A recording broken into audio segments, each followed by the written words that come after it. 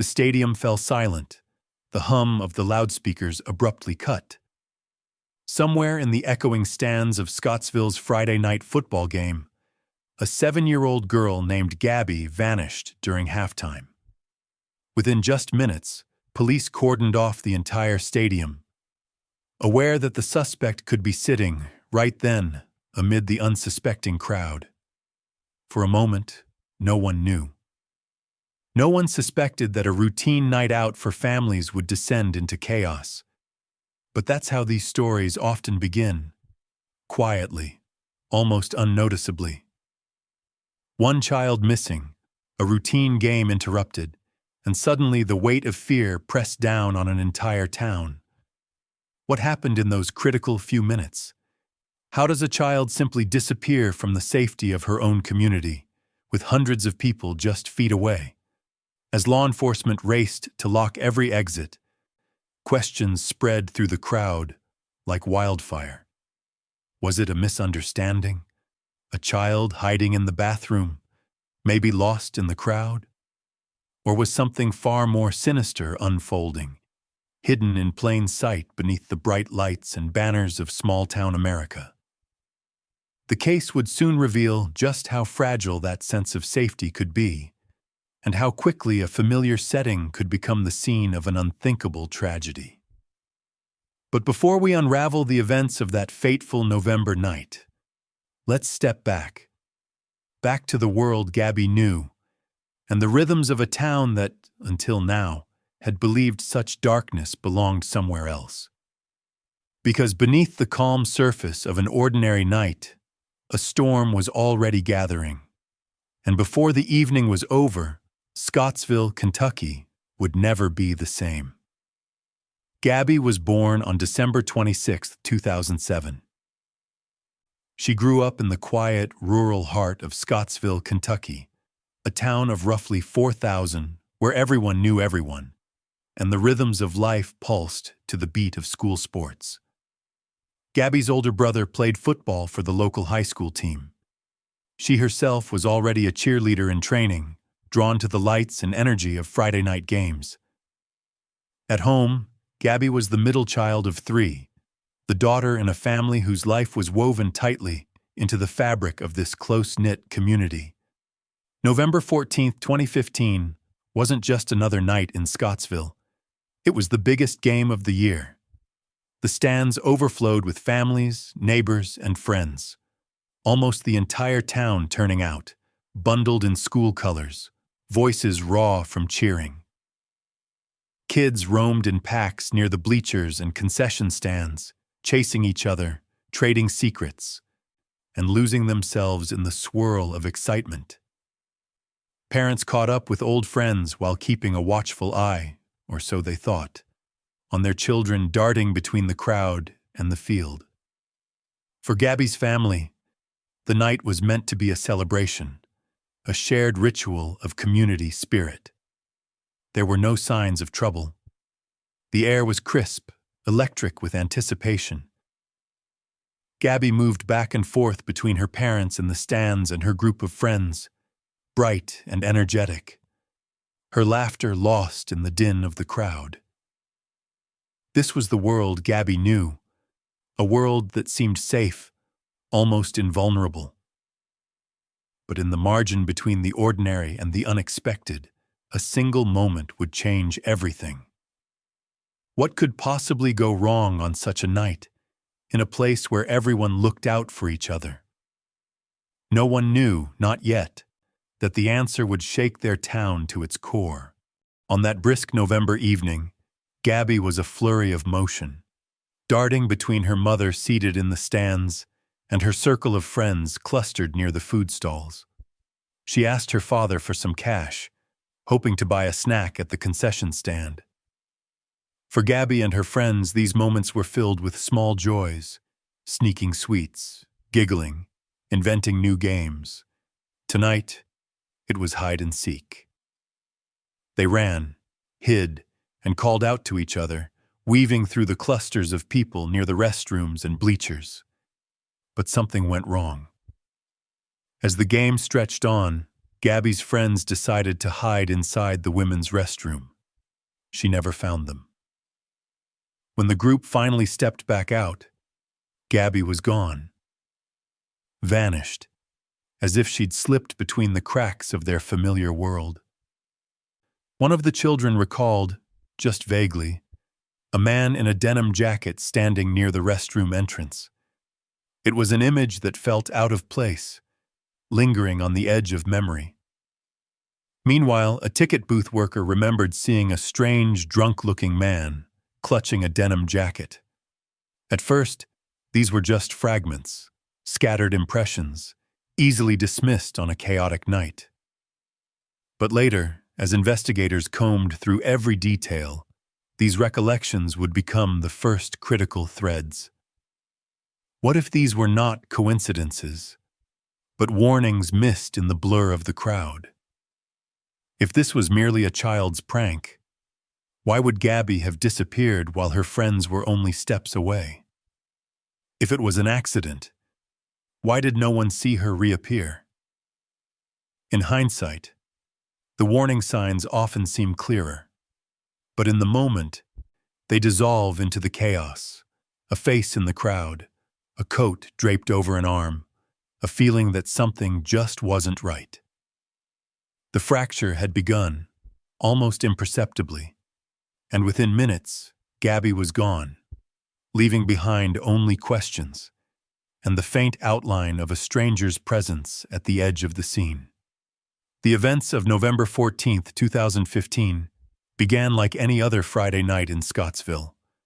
Sometime between 6 o'clock and 7 o'clock p.m., Gabby and her family arrived at the stadium, blending seamlessly into the sea of faces under the floodlights. Gabby, restless with excitement, flitted between her parents and her group of friends, periodically returning to the stands to check in or ask for money for a snack. The night's routine was shattered in less than half an hour. After Gabby's friends lost sight of her during their game of hide-and-seek, her parents began searching. At first, it was a hopeful call. Maybe she was still with friends. Maybe she had wandered off for candy or to watch a different part of the game. But as the minutes passed, hope gave way to fear. Gabby was nowhere to be found. Not in the stands, not near the food stalls, not with the other children. Panic spread rapidly. Her family alerted stadium staff, and together they scoured every corner. Bleachers, bathrooms, the wooded area just beyond the baseball field. Powerful flashlights cut through the darkness, scanning tree lines and pathways. Still, there was no sign of Gabby. By now, the police had been called. The stakes were suddenly clear. With the football game nearing its end and hundreds about to pour out of the gates, local law enforcement issued a dramatic order. The game was halted, all exits sealed. The entire crowd was ushered into the gymnasium so authorities could monitor every potential suspect and prevent anyone from slipping away unnoticed. Meanwhile, a search party pushed deeper into the woods behind the stadium, toward the banks of a small creek. There, in the quiet shadows, they made a harrowing discovery. Gabby's body was found near the water's edge. Later, an autopsy would confirm what the town already feared. She had been strangled, with evidence of sexual assault. Crucially, forensic teams recovered biological samples from the scene, proof that would set the stage for the investigation to come. The night was over, but for Scottsville, the nightmare had just begun. In the hours after Gabby's body was found, the investigation shifted into overdrive. Inside the gymnasium, as the stunned crowd waited under police supervision, detectives began the painstaking work of interviewing witnesses and sifting through every detail from that night. A list of all adult men present at the stadium was checked against the state's database of known offenders, but no immediate match was found. Local residents, too, were questioned, and one by one their alibis were confirmed. As they spoke to more witnesses, a strange pattern emerged. Multiple independent sources described a man behaving oddly near the women's restroom that night, a man named Timothy Madden. Madden, a local father, was seen lingering in the area, acting distracted and out of place, even though his own son was playing in the game. The detail that stuck out most was his clothing, a denim jacket, matching the memory of the child and the ticket seller. When police arrived at Timothy Madden's home, the story took another turn. At first, Madden denied any involvement. Then, under pressure, his story shifted. He admitted he'd spoken to Gabby outside the stadium. She'd approached him asking for directions while playing hide-and-seek, he said. He consented to giving a DNA sample and handed over the clothes he wore that night. On them, investigators noticed faint, suspicious stains, a possible blood mark on his jeans, as well as traces on the denim jacket and even his underwear. Forensic teams worked urgently. The autopsy confirmed Gabby's cause of death was strangulation, and crucially, they found biological evidence, DNA, that could point directly to the attacker. Blood on Madden's clothing was sent for urgent analysis. Meanwhile, the investigation had to contend with distractions. An anonymous letter accused a college student, but his alibi was ironclad. Rumors about Madden's own teenage sons surfaced. One son was blocked from giving DNA by his mother.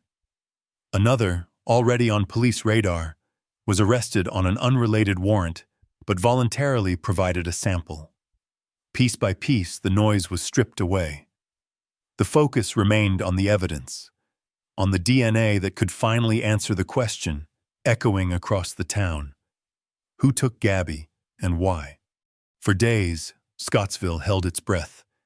As forensic teams rushed to process the evidence, every eye in the community turned toward the police station, waiting for answers. The turning point came on November 20th, 2015, the very day of Gabby's funeral. While the town gathered to mourn, investigators received the results that would change everything. The DNA analysis was clear and damning. The biological material recovered from Gabby's body, a semen sample, was a perfect match to Timothy Madden. Even more, the blood found on Madden's jeans, denim jacket, and underwear belonged to Gabby. In that moment, doubt vanished. The puzzle pieces locked into place, and a portrait of the suspect became unmistakably clear. The news reached the family on a day meant for grieving, compounding their heartbreak with the knowledge that the person responsible had walked among them, hiding in plain sight.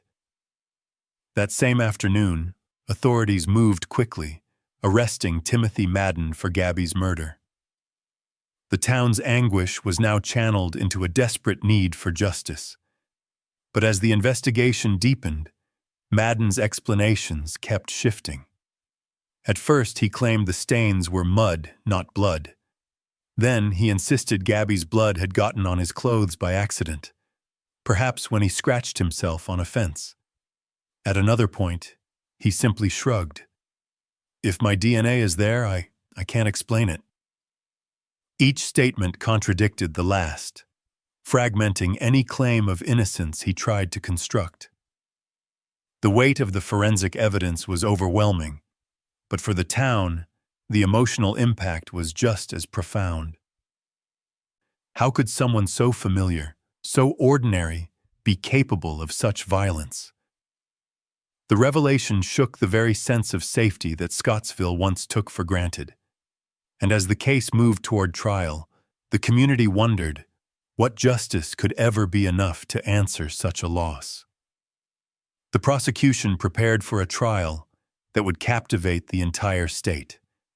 With evidence so damning, DNA, bloodstains, and conflicting statements, the case against Timothy Madden seemed overwhelming.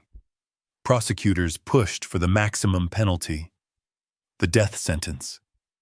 Yet, even as the facts seemed insurmountable, the defense sought any foothold to sow doubt. Madden's attorneys focused on inconsistencies.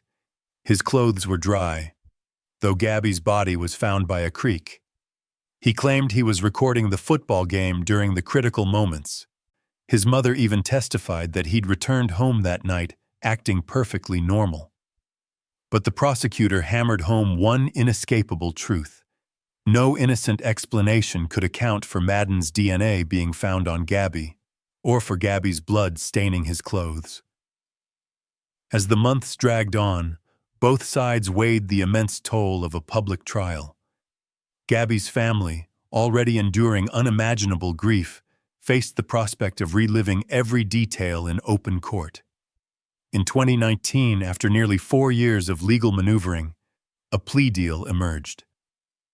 Prosecutors would drop the death penalty in exchange for Madden's guilty plea and a sentence of life in prison without parole. It was a compromise that brought its own pain.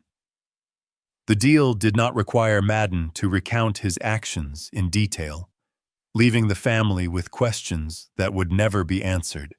Emotions ran high in the courtroom as the sentence was read. The man at the center of the nightmare was led away to a maximum security prison, where he would spend the rest of his life. For the family and for Scottsville, it was a form of closure, though not the one they had hoped for. The verdict was final, but the wounds left by Gabby's loss would take much longer to heal. Justice had been served, but at a cost that could never truly be measured. In the weeks and months that followed, Scottsville changed. The stadium, once the beating heart of community pride, became a symbol of loss. The tragedy left an indelible mark, transforming the town's focus from school spirit to a heightened sense of vigilance. On November 20th, hundreds gathered for Gabby's funeral. Mourners arrived from neighboring counties and beyond, their numbers a testament to the ripple effect of a single, unimaginable crime. Donations poured in to support Gabby's family, an outpouring of compassion in the face of devastation. But the shockwaves reached even farther. In the following year, a teenager living in a nearby state came forward after seeing Timothy Madden's face on the news. He recognized Madden as the man who, years earlier, had tried to lure him and his friend into a car. That report couldn't be substantiated with evidence, but it raised a chilling possibility. Had Madden been a predator long before that November night? The truth might never be known. Still, the story became a warning for parents and children throughout the region, proof that danger sometimes lurks in the most familiar places. Gabby's memory inspired change.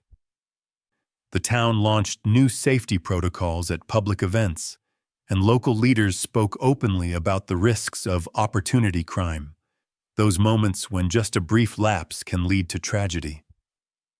Teachers, coaches, and parents alike looked at their routines with new eyes, determined that such a loss would not happen again. The heartbreak endured, but so did the lessons. Scottsville would carry the scars, but it would also carry forward a commitment to community, vigilance, and compassion. In the end, the case of Gabby was a stark reminder that the smallest gaps in our everyday lives can sometimes open the door to darkness. It's a lesson no community ever wants to learn, but one no community can afford to ignore. The disappearance and loss of Gabby shattered the peace of Scottsville, Kentucky, forever altering the lives of her family and the entire community.